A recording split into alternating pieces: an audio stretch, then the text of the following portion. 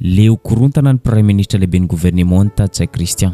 Mahatsapa izy fa tsy misy tombontsoa azo amin'ny fanakorotanana ka miantso ny tsirairay izy mba hanajalalana mba ho mariky ny fifanajana eo amin'ny sampifaninana. Ny antso any rehetra ihany koa izy mba hiandra ny mpitonina ny voka-pifidianana izay voaka CENI sy ny HCC.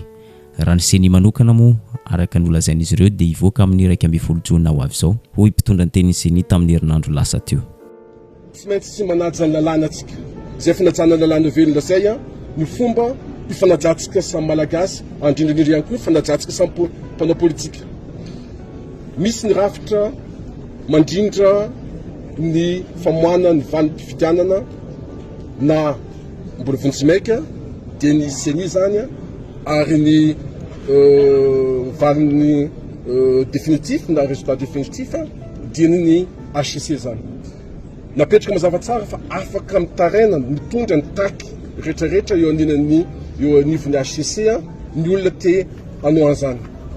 Ny afitra tiako apetraka ho an'ny mpanao politika dia tsotra. Ny fifanajana eo amin'ny fampianantsika n'izany demokrasia zany dia miankina amin'ny tsirairay. Ary zany rehetrarehetra zany tsy misy nahazo tombony ao anatin'ny korontana na iza na iza. Ary tsy eken'ny fidram-panjakana, tsy eken'ny gouvernement manokana ny fambolena korontana amin'ny tany sy fanjakana azy. Fifidianana efa vita, miandry ny rehetrarehetra izay vanim-pifidianana izay. Ankoatran'izay zavatra hafa ny tadiavina. Mifanohitra amin'izay tanteraka ny toe-java-misy ankehitriny. Misavoritaka ambony ambany ny fiainam-pirenena. Mikorontana ambony ambany ihany koa ny voka-pifidianana sy solombavam-bahoaka ankehitriny noho ireo osoka sy alabato nataon'ny vovonana Irmara. Ho antsika izay nanaraka ankaiky ny fizotra ny fifidianana sy solombavam-bahoaka dia mahalala tsara fa ny vovonana Irmara no tratra nanao osoka, alabato sy fandikan-dalàna maro samihafa teto amin'ny firenena. Akory ny ahaterana fa izy ireo indray no misoratena ho victime ankehitriny. Ataoko angamba fa tsy nisy sy nahita ny osoka izay nataon'ny Augustin Andriamananoro sy ny kandida izay nirailista taminy tao amin'ny boriboritany voalohany. Tratra ny maître anitra ny osoka izay saika kasain'izy ireo atao amin'ny fangalaram-bato fanangonana karanimpokotany, karapanondro, karam-pifidianana sy ny sisa sy ny sisa. Ankehitriny nefa misoratena ho victime ny fangalaram-bato.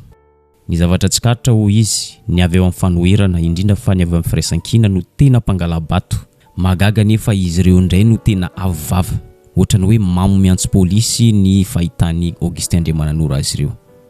Na dia io aza zany rehetra zany, masamilaza Augustin Andriamananoro fa afa-po tanteraka tamin'ny fomba fiasan'ny CENI. Fa ny vovonana Irmara ho izy dia tsy nangala-bato fa nandeha tampahamarinana sy tampahitsiana. Matonotolo ny teny gisala mangala ketsa hono izy mangala ndray no avava na misy koa hoe mamy miantso polisy ndray mahavarina ihany satria rehefa hoe miazakazaka amin'ity tambanjotra serasera ty ny feon'ny sasany mitondra sy manodina ny fomba fijery tokony marina dia ndray tsika mety ho diso ihany ka izay matotonga eto voalohany moa dia hijery ny vizotriny hoe mandeha amin'ny laoniny sy ny rafitry ny kipitsopitsony rehetrarehetra ve tokoa ve ny fiakaran'ny vokatra afa-po izay raha treto aloha fahitanay satria efa tonga eto Antananarivo avokoa ireo vokatra zany. Saika mitovitovy an'izay ihany koa ny resaka novoiziny Andry Ratsivahiny rehefa niresaka tampanao gazety izy ireo teny amin'ny CENI Fohibe.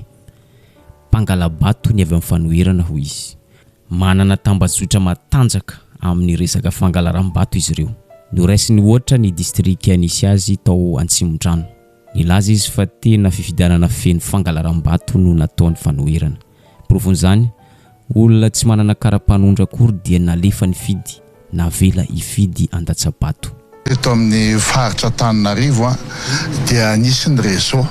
izay nataon'ny mpanohatra tamin'ny nangalaram-bato ny tena marina. Nareo miteny hoe ao anatin'ny fitondrana fa izahay dia niatsika fifidianana tena mangarahary, tena mahasamby teny an'izany tena fa tany amin'ny district misy tsirairay avy raisoko ohatra ny aty Antsimon-drano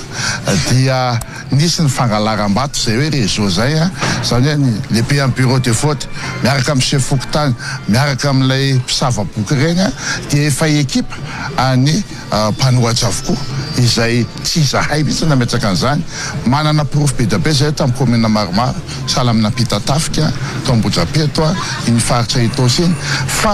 misy olona mifidy hita maso a tratranay hoe mifidy a tsy manana karapanondro le olona.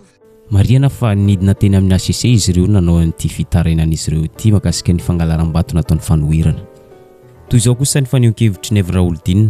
no tsy piany mazava tsara fa fantatry ny vovonana Irmara ny alabato nataon'ny vovonana Firaisankina sy ireo avy amin'ny fanohirana hoy izy, ka tsy hoe mangina izy ireo dia manaiky ny alabato ataon'izy ireo. Zany hoe mampiseho mihitsy fa tena victime ny fangalaram-bato izy ireo.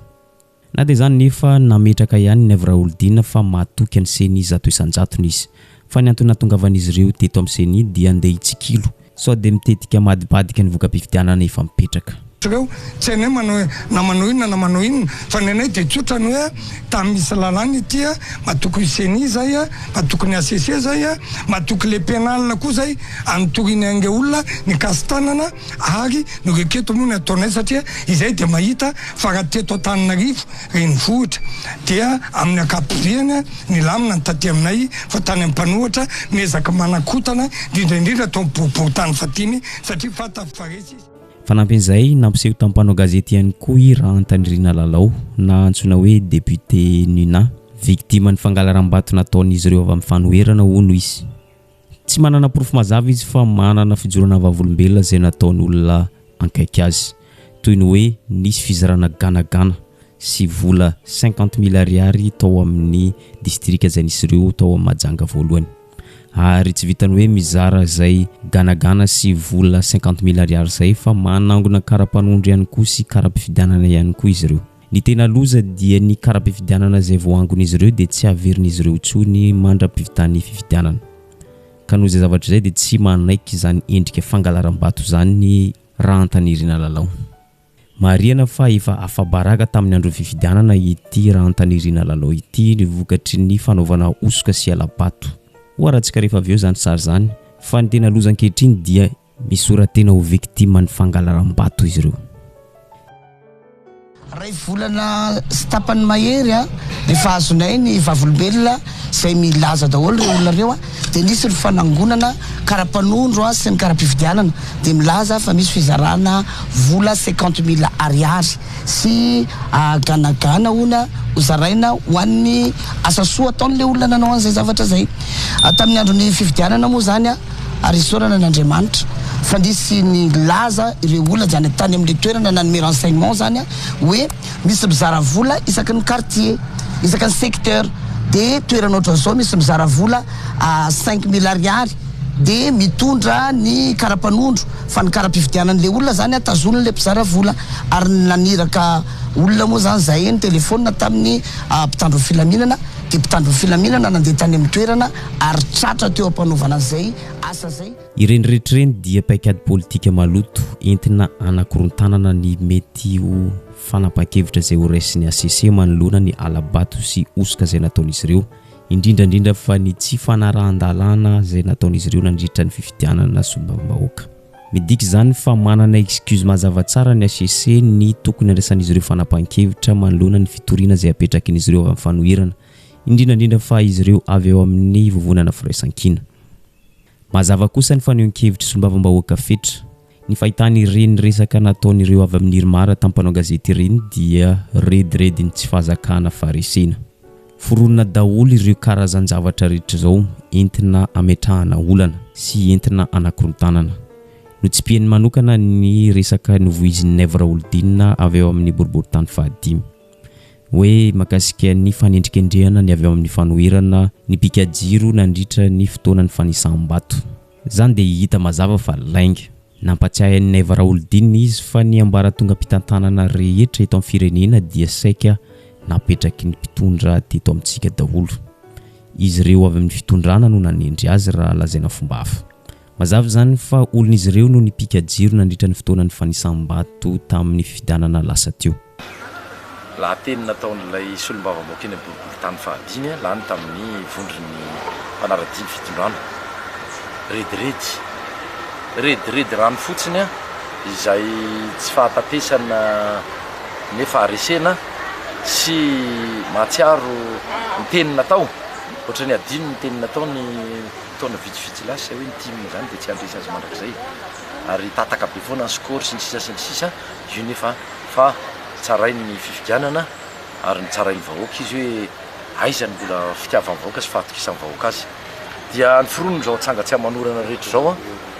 fironony zao atsangatsy amanorana rehetra zao hoe piany mpanohatra ny jiro a ny jirama toy ny efa vidin'ny mpanohatra ve ny jirama zay hoe tsy manana moyen zay ary ty zavatra tiako hoe ny mpanara-baovao dia ny hoe famonafisana fotsiny ty a ny ambara tonga mpitantanana misy eto amin'ity fireneny ty a dia zareo ny manendry ny olona tokony andraikitra amin'izany isatsokatsy manomboka any na ministre io na ny préfet de police io na ny chef district io na ny filopokotany io na membre ny bureau de vote io ary nanana ny déléguény any koa reo olona ireo somary efa betsabetsaka ihany ny osika sy alabato zay nataony Irmara zay no tany isaitsika teto fa andao aka ohatra anankiroa fotsiny ny ohatra voalohany dia any Jean-Jacques Rabinirina nitarika tamin'ny sala nisa ambony dia ambony i Jean-Jacques Rabinirina nandritra ny voka-pifidianana tany Antoirana raha ny marimarina kokoa dia tamin'ny district zay nisy azy tampotampoka teo nefa nisy nanova ny voka-pifidianana niakatra ambony dia ambony ny vato voangony avy teo amin'ny vovonana Irmara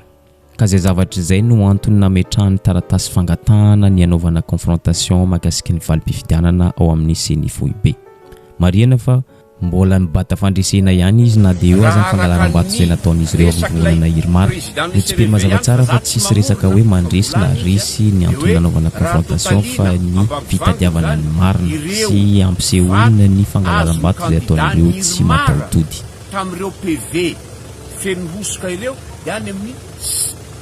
7800 voix zany hoe dia zay ny nangatahanay confrontation dia araka zao hitatsika zao tiany PV de clôture nataony SRMV ka nino sy manantena efa ao anatin'ity comptabiliser atao anatin'ity le hosoka